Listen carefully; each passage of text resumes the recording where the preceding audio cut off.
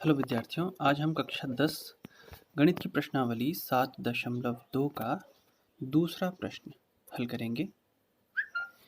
इसमें लिखा है कि दो बिंदुओं 4 ऋणात्मक 1 और ऋणात्मक 2 ऋणात्मक 3 को जोड़ने वाले रेखाखंड को समत्रिभाजित करने वाले बिंदुओं के निर्देशांक ज्ञात कीजिए।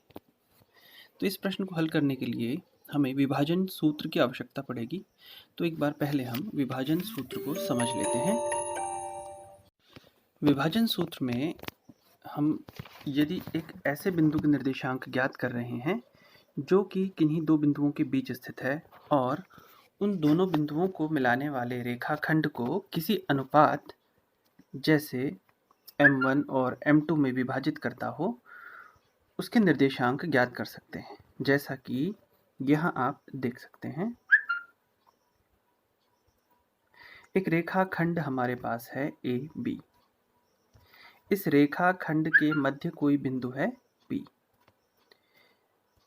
और P के हमें अगर निर्देशांक ज्ञात करने हो, जबकि हमें A और B के निर्देशांक मालूम हो, तो ऐसी स्थिति में हम विभाजन सूत्र का प्रयोग करेंगे।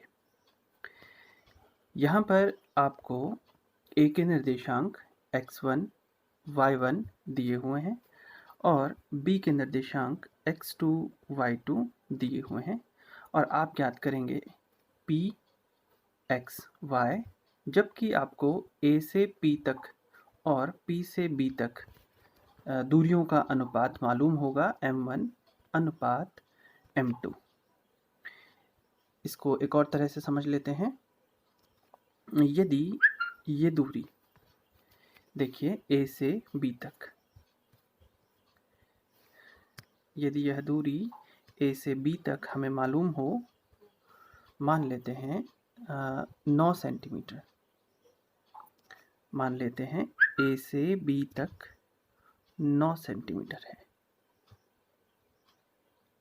और A से P तक ये दूरी हो 3 सेंटीमीटर, 3 सेंटीमीटर। दूसरी तरफ तो देखिए P से B तक कितना रह जाता है, ये रह जाता है 6 सेंटीमीटर। अब आप देख सकते हैं AP कितना हो जाएगा, AP होगा 3 सेंटीमीटर और PB कितना हो जाता है 6 सेंटीमीटर, 6 सेंटीमीटर। अब अगर आप इन दोनों का अनुपात ज्ञात करें AP बटा PB, तो वो हो जाएगा 3/6, यानी कि 3 एकम 3, 3 दूना 6, यानी ये अनुपात आपको मिलेगा AP अनुपात PB बराबर 1/2। तो यही है m1 और m2 का मतलब। इस समय यहाँ पर ये हो जाएगा m1 और ये हो जाएगा m2। तो आशा करता हूँ कि आपको ये सूत्र कब लगाना है ये पता चल गया होगा। यानी अगर हमें A और B दो बिंदुओं के निर्देशांक दिए हुए हैं और उनको मिलाने वाले रेखाखंड के बीच कोई बिंदु हमें मालूम करना हो, उसके निर्देशांक हमें निकालने हो, जबकि यह पता हो कि वह उन दोनों बिंदुओं को मिलाने वाले रेखाखंड को m1 अनुपात m2 में विभाजित करता। प्रश्न 2 को हम इस तरह से हल करेंगे। यहाँ पर लिखा गया है कि बिंदुओं 4 ऋणात्मक 1 और ऋणात्मक 2 ऋणात्मक 3 को जोड़ने वाले रेखाखंड को समत्रिभाजित करने वाले बिंदुओं के निर्देशांक ज्ञात करने हैं। यहाँ देखिए एक शब्द है समत्रिभाजित। समत्रिभाजित का अर्थ हुआ कि समान 3 भागों में बांटने वाला। तो यहाँ पर देखिए एक रेखाखंड को 3 बराबर भागों में बांटना है। या आप ऐसा सोच सकते हैं, एक लकड़ी को 3 बराबर भागों में तोड़ने के लिए आपको उसे कितनी जगह तोड़ना पड़ेगा, तो पता चल गया होगा आपको, 2 जगह उसे तोड़ना पड़ेगा। ठीक इसी तरह से उस रेखाखंड को समत्रिभाजित करने के लिए 2 बिंदुओं पर तोड़ना पड़ेगा, यानी कि 2 बिंदु इस रेखाखंड को समान 3 भागों में विभाजित करेंगे। तो इसको चित्र के माध्यम से कुछ इस तरह से समझ सकते हैं। हमारे पास दो बिंदु हैं ए बी, इन्हें ये देखिए P और Q, ये दो बिंदु हैं जो इसे समत्रिभाजित करते हैं, यानी 3 बराबर भागों में बांटते हैं। AP और PQ बराबर होंगे और QB भी बराबर होगा। AP, PQ और QB तीनों ही बराबर होंगे। A के निर्देशांक हमने इसको नाम दिया हुआ है A, इसके निर्देशांक है 4 ऋणात्मक 1, और B के निर्देशांक हो जाएंगे ऋणात्मक 2 ऋणात्मक 3।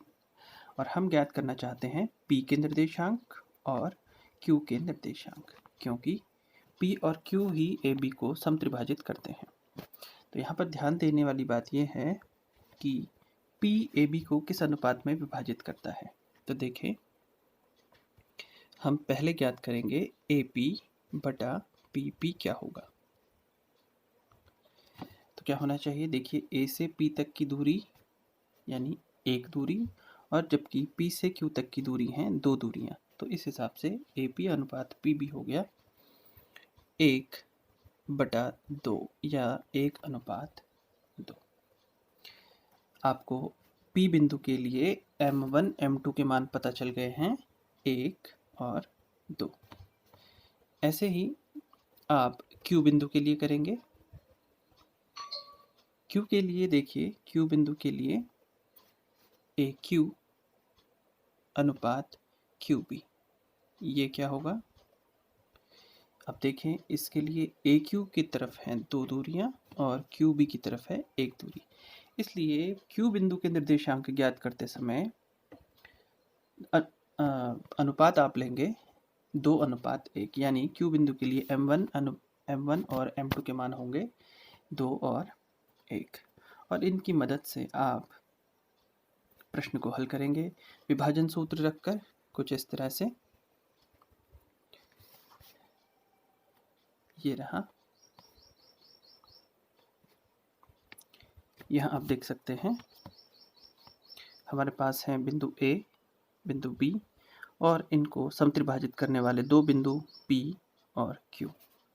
जैसा कि आपको मालूम है PAB को 1:3 में विभाजित करेगा, तो आप M1 के स्थान पर 1 और M2 के स्थान पर 3 नहीं, तो PAB को 1:2 में विभाजित करता है। तो M1 के स्थान पर 1 और M2 के स्थान पर 2 लेंगे ये, और आप इस सूत्र में रखिए M1x2 धन M2x1 बटा M1 धन M2, जिससे आपको हल करने पर मिलेगा 2। ठीक इसी प्रकार आप y निर्देशांक ज्ञात करेंगे M1y2 धन M2y1 बटा M1 धन M2, और इसे हल करने पर आपको मिलेगा ऋणात्मक 5/3।